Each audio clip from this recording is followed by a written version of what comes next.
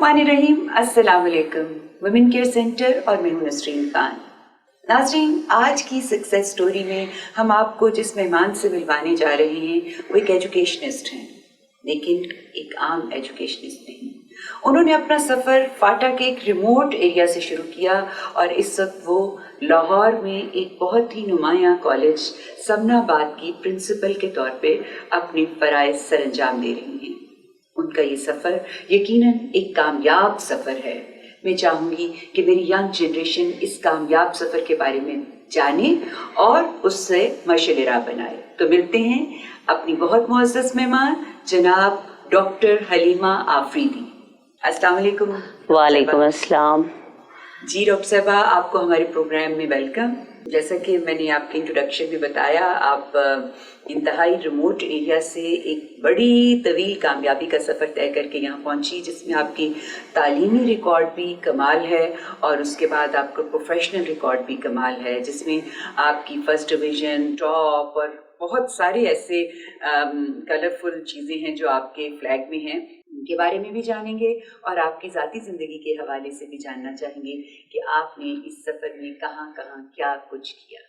तो शुरू करें आप अपने गांव से। बिस्मिल्लाहिर्रहमानिर्रहीम। पहले तो मैं आपका बहुत शुक्रिया अदा करना चाहती हूँ कि आपने मुझे अपने चैनल पे इनवाइट किया और मुझे मौका दिया कि मैं अपनी सक्सेस स्टोरी जो है वो अपनी जनरेशन के साथ शेयर कर सकूँ। इसके लिए मैं आपकी बहुत शुक्रगुजार हूँ। और जहाँ तक आपने मुझे कहा कि मैं अपनी स्टोरी का आगाज़ करती हूँ, तो जब मैंने होश संभाला तो मैं हमारा गांव है FR कोहाट के 35 किलोमीटर है वो, और फाटा की ये रेंज में आता है। पाया जवाकी इसका नाम है और ये वैसा ही एक रवायती गांव है जैसा कि सूबा सरहद के खुश्क पहाड़ी इलाकों में होता है। संगलाख चट्टाने हैं और औरतों के हकूक ना होने के बराबर है और तरक्की वहाँ उस ज़माने में तो बिल्कुल नहीं थी, इवन बिजली भी नहीं थी। तो मेरे वालिद साहब को हमारी खुशकिस्मती थी कि वालिद साहब जो है वो हमें लाहौर ले आए। मेरी ज़िंदगी पर मेरे वालिद साहब की शख्सियत का बहुत गहरा असर है। मेरे वालिद एक कबायली पठान थे और वालदा भी मेरी रवायती एक कबायली खातून और बड़ी सख्त गीर खातून, लेकिन हमें पढ़ाने के मामले में उन्होंने हमें पूरी तरह सपोर्ट किया। तो जब मैं यहाँ आई, खुशकिस्मती से हमारी रहाइश लाहौर के दिल माल रोड पर थी, तो हमारे आसपास तमाम तालीमी इदारे जो थे वो बहुत बड़े बड़े तालीमी इदारे थे। तो वालिद साहब ये बताते हैं कि मैं बचपन में यतीम हो गया, मैंने बड़ी मुश्किल जिंदगी गुजारी और जब मैं लाहौर में आया और मैंने सोचा, मैं देखता था सेंट एंथनी स्कूल मेरे करीब था, कैथीड्रल स्कूल था, government college, Islamia college, Cooper road, Punjab assembly आसपास, ये तो मैं सोचता था जब मेरे बच्चे होंगे मैं अपने बच्चों को जरूर पढ़ाऊंगा। आप लाहौर के दिल में आके बसे ना? दिल में आके बसे और लाहौर ने भी हमें ऐसे समेट लिया। जो लाहौर की रवायत है कि जो लाहौर एक दफा आ जाता है वो वाकई कहते हैं ना, जिन्हें लाहौर नहीं तकिया वो जमिया नहीं। तो हमने लाहौर देखा और फिर लाहौर में हम पूरी तरह जिए। तो मेरी खुशकिस्मती है कि मुझे स्कूल अच्छा मिला। उसके बाद मैं इस्लामिया कॉलेज ऊपर रोड से मैंने BA पास किया। मेरी एक टीचर थी, उन्होंने मुझे कहा, पॉलिटिकल साइंस की मिसेस नैयर मसूद साहिबा, उन्होंने मुझे कहा कि हलीमा आप ऐसा करें कि आप गवर्नमेंट कॉलेज में एडमिशन लें। तो मुझे गवर्नमेंट कॉलेज का मैंने नाम भी नहीं सुना था, मैं दूर सी मालूमात थी, मुझे नहीं पता था कि वो मुझे किस जगह पे भेज रही है। गवर्नमेंट कॉलेज जिसको एक दरगाह भी कहा जाता है। तो मेरी ये खुशकिस्मती है कि मैं गवर्नमेंट कॉलेज आई। मुझे लगता है कि वो जान लेता है, उसको पता चल जाता है कि किसके अंदर कितना स्पार्क है। तो उसने आपका स्पार्क देख लिया और आपको उन्होंने ये सजेस्ट कर दिया कि आप गवर्नमेंट कॉलेज जाएं। जी। तो मैं आपको बताना ये चाह रही हूँ कि मुझे गवर्नमेंट कॉलेज में सिर्फ मेरे वालिद साहब को पता था कि मैं को एजुकेशन में पढ़ रही हूँ। मेरी फैमिली में किसी को भी नहीं पता था और मैं बुर्का पहन के, मतलब हर साल मुझे धमकी दी जाती थी कि इस साल तुम्हारी तालीम जो है वो खत्म कर दी जाएगी। हमारे गांव से बाकायदा जिरगे आते थे मेरे वालिद साहब के पास कि ये आपकी बेटी पढ़ रही है और हमारी बड़ी बदनामी है, लेकिन मेरे वालिद साहब ने किसी की भी नहीं सुनी। फिर मेरी खुशकिस्मती कि मुझे सईद उस्मान मलिक, अल्लाह ताला उन्हें गरीके रहमत करे, doctor Mustafa Chaudhary, doctor Muhammad Sarwar, doctor حمید رائے صاحب، ڈاکٹر احمد حسن صاحب، اس طرح کے ہمیں عظیم استاد ملے یہ جنہوں بنچ نے تھا ایک بہترین اساتذہ کا جن سے آپ کو مستفید ہونے کا موقع مل جی گیا.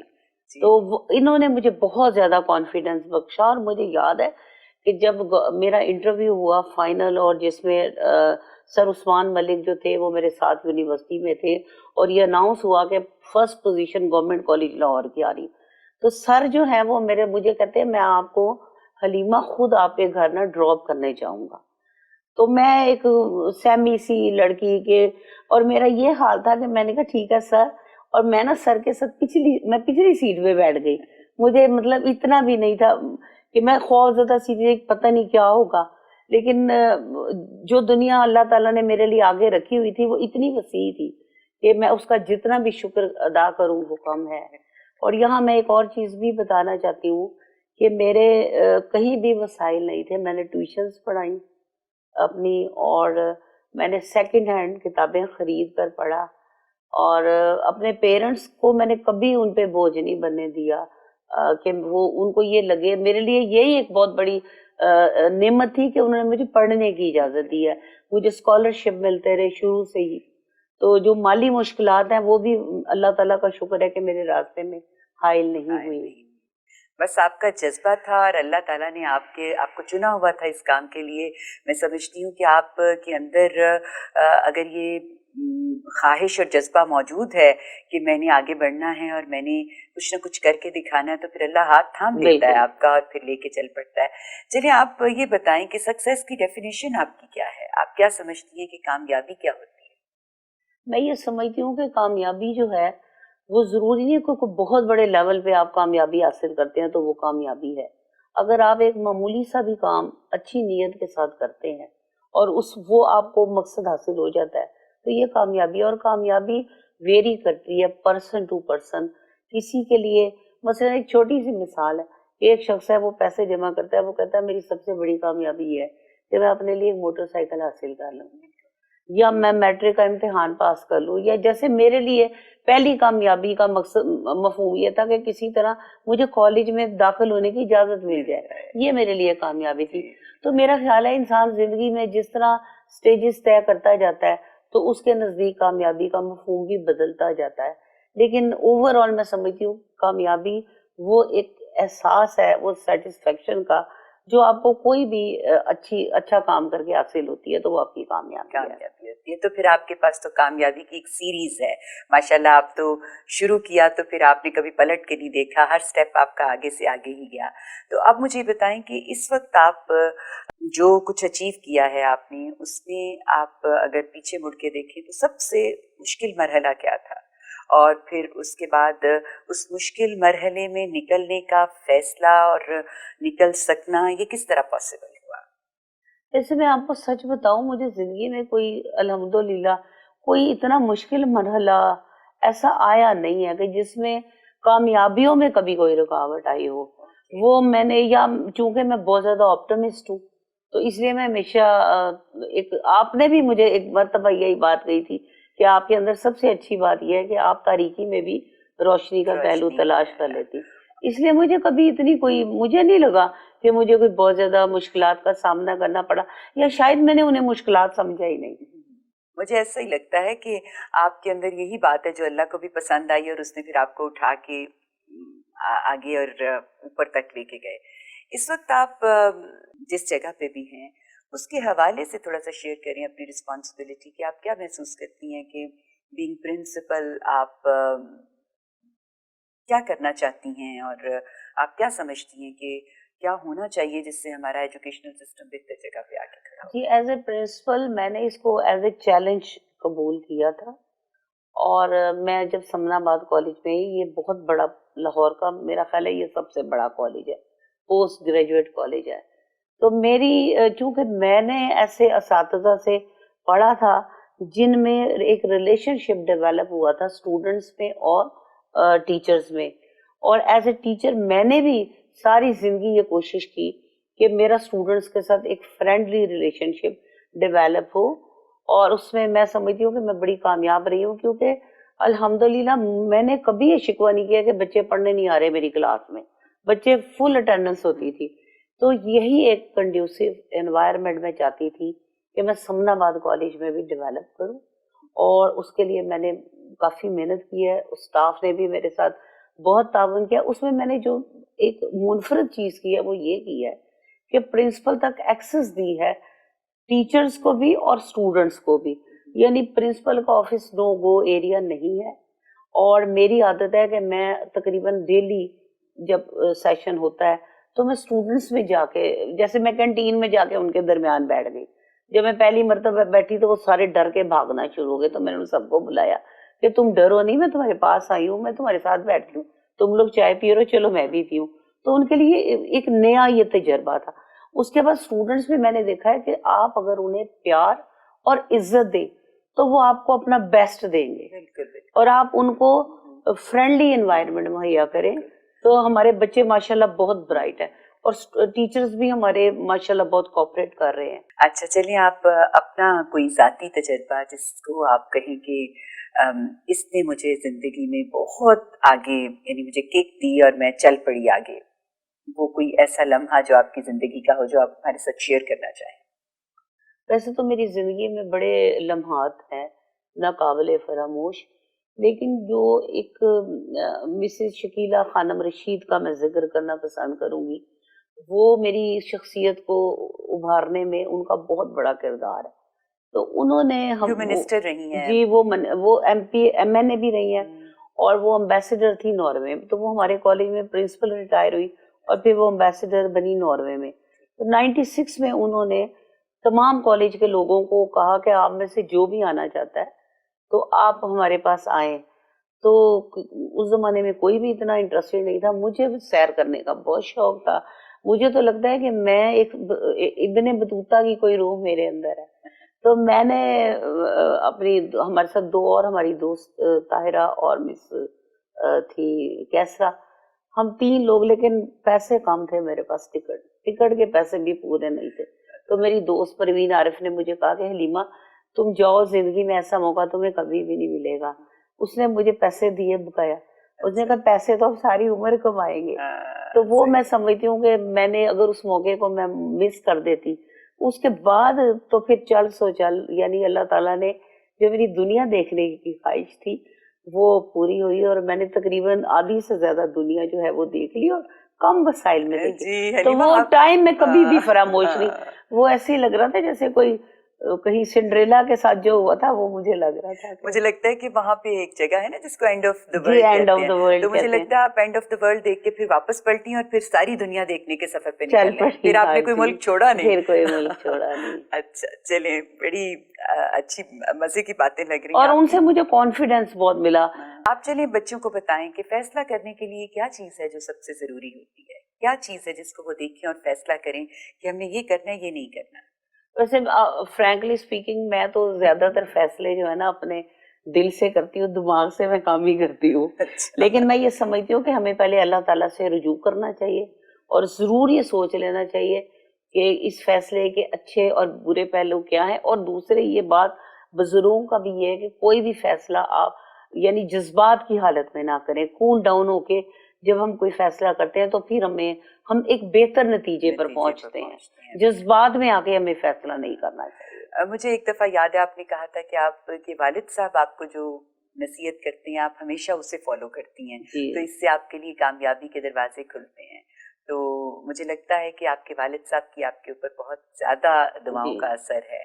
تو آپ کا مینٹور کون ہے, آپ کس کو اپنا مانتی ہیں سچا استاد کے جس سے آپ نے بہت سیکھا؟ سچا استاد تو میرا پہلا میرے والد صاحب ہی ہیں, جنہوں نے مجھے الف ب لکھنا سکھائی, ایمان مجمل, ایمان مفصل, انہوں نے مجھے پڑھنا سکھایا. مجھے یاد ہے کہ جب 71 کے الیکشنز ہوئے تھے تو ہم لوگ چھوٹے چھوٹے تھے, لیکن کوئی میرا خیال ہے 9-10 سال عمر تھی میری. تو مجھے کہہ رہے تھے کہ یہ بتاؤ کیا لکھا ہوا ہے. تو میں نے ووٹ کو ووٹ پڑھا, تو انہوں نے مجھے ہلکی سی چپت رسید کی اور انہوں نے کہا یہ ایسے نہیں ہے. اور میں آپ کو یہ بتا دوں کہ وہ پڑھے لکھے نہیں تھے, انہوں نے کسی اسکول میں وہ نہیں گئے, لیکن وہ انگریزی بھی بول بھی لیتے تھے, پڑھ بھی لیتے تھے, اردو بھی بول لیتے تھے, پنجابی, ہندی, ان ساری زبانوں پر ان کو مکمل عبور حاصل تھا. 3-4 زبانیں تو آپ بھی بول لیتی ہیں ان کے جی نقش میں قدم پہ جی چلتے جی ہوئے. ہاں جی یہ بڑی بالکل. اچھی بات ہے.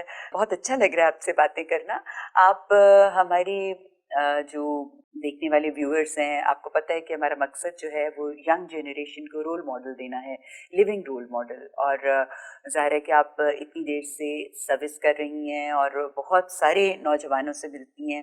آپ کے خیال میں ہمارے نوجوانوں کا بنیادی مسئلہ کیا ہے؟ دیکھیے ہمارے جو نوجوان ہیں نا, میں یہ سمجھتی ہوں کہ ایک گیپ ہے ہماری جنریشن اور ان نوجوانوں میں, ایک گیپ ہے. یہ تو سارا ہر جنریشن میں ہوتا ہے نا, جس کو جنریشن گیپ کہتے ہیں, یہ تو نہیں, ہر ایک میں ہوتا ہے. ہمارے زمانے میں یہ سمجھتی ہوں کہ ہمیں جو ہمارے استاد تھے نا, جن کا آپ بھی جانتی ہیں, جی جی وہ ایک ریلیشن شپ تھا. آج کے زمانے میں وہ چیز کم ہو گئی ہے, کچھ نفسا نفسی کا عالم ہے. تو ہمارے نوجوانوں میں بہت زیادہ پوٹینشیل ہے, یہ بہت میریکل کر سکتے ہیں, اس ملک کے لیے کر سکتے ہیں. تو میں یہ سمجھتی ہوں کہ سب سے پہلے جو نوجوان ہے نا, ان کو ہمارے ملک سے محبت جو ہے نا وہ اولین ہے. کیونکہ بڑے لوگوں کے منہ سے میں نے سنا ہے, ایون وہ لوگ جو کچھ نہیں تھے اور اس ملک کی بدولت بہت کچھ ہے, جن میں بھی ہوں. جب ہم پاکستان کی بات کرتے ہیں, اپنے وطن کی بات کرتے ہیں, تو ہم کہتے ہیں اس ملک میں یہ ہو رہا ہے, اس ملک, مجھے یہ اس کا جو لفظ ہے میں اس پہ سخت, یہ مجھے برا لگتا ہے. پاکستان اور کے لیے اس کا لفظ پاکستان نہیں کے لیے بولنا چاہیے. اس کا لفظ استعمال نہ کریں. اگر ہمارا وطن ہے تو ہم ہیں. تو ہمارے نوجوان جو ہے ان کو اگر, اور میرٹ کو اگر کل نہ کیا جائے, تو جو اچھے لوگ ہیں وہ خود بخود اوپر آتے جائیں گے. میری کوئی سفارش نہیں تھی, الحمدللہ میں نے زندگی میں جو کچھ پایا اللہ تعالیٰ کے فضل و کرم, ماں باپ کی دعاؤں اور اپنے میرٹ سے پایا. تو میں یہ سمجھتی ہوں کہ نوجوانوں کو آپٹمسٹ رہنا چاہیے اور اسٹرگل کرتے رہنا اور چاہیے. اسٹرگل کرنا چاہیے. اور یہ بھی وہ ہمیشہ ان لوگوں کو دیکھتے ہیں جو اسٹیبلش ہوتے ہیں. انہوں نے راتوں رات کامیابی حاصل نہیں کی, میں نے راتوں رات کامیابی حاصل نہیں کی. میں نے اسٹیپ بائی اسٹیپ جو ہے, میں نے پہلی گاڑی 15 سال سروس کرنے کے بعد خریدی تھی, وہ بھی سیکنڈ ہے. اور جو دوسری نئی خریدی وہ بھی میں نے انسٹالمنٹ پہ خریدی تھی. تو کہنے کا مطلب یہ ہے کہ جتنے بھی لوگ ہمیں اس وقت اسٹیبلش نظر آ رہے ہیں, انہوں نے اسٹرگل کی ہے اور وہ اس مقام تک پہنچے. تو وہ بھی اگر جاری رکھیں گے تو انشاءاللہ اللہ تعالیٰ کسی کی محنت ضائع نہیں کرتی, یہ اللہ کا وعدہ ہے. بالکل بالکل. چلیے ڈاکٹر صاحبہ, ہمارے نوجوانوں کو کوئی پیغام بھی دے دیں. میں اپنے تمام نوجوانوں کو جو پیغام ابھی دینا چاہ رہی تھی کچھ تو دے دیا, لیکن میں انہیں یہی کہنا چاہوں گی کہ وہ یہ بات یاد رکھیں کہ اللہ تعالیٰ کی رحمت سے کبھی مایوس نہیں ہونا چاہیے, اور اپنے آپ کو, اپنی سوچ کا مثبت رکھیں اور اپنی اسٹرگل جاری رکھیں. جس لیول پہ بھی ہیں, وہ جہاں بھی ہیں, وہ جو کچھ بھی کر رہے ہیں, اس کا رزلٹ جو ہے وہ اللہ کی رحمت سے انہیں پازیٹیو ہی ملے گا. بہت بہت شکریہ ڈاکٹر صاحبہ, آپ نے بڑی ہی اچھی باتیں کی, اور مجھے یقین ہے کہ یہ باتیں ہمارے بچوں کے لیے بہت بڑا ایسٹ ہیں. تو انشاءاللہ ہم پھر آپ کو کسی وقت دعوت دیں گے.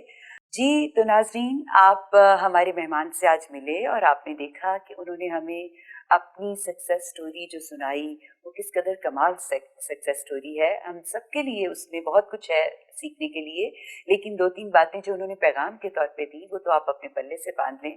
پاکستان سے محبت کرنا سیکھیں, یہ بہت صحیح بات انہوں نے کہی.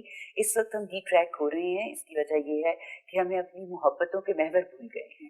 ہمیں پاکستان سے محبت کرنی ہے اور اللہ تعالیٰ کے ساتھ ہمارا کنیکشن بہت اسٹرانگ ہونا چاہیے, اور ہمت نہیں کبھی ہارنی, اور پازیٹیو رہنا ہے. بہت اچھا پیغام, اور اس کے ساتھ ہی میں اجازت چاہوں گی.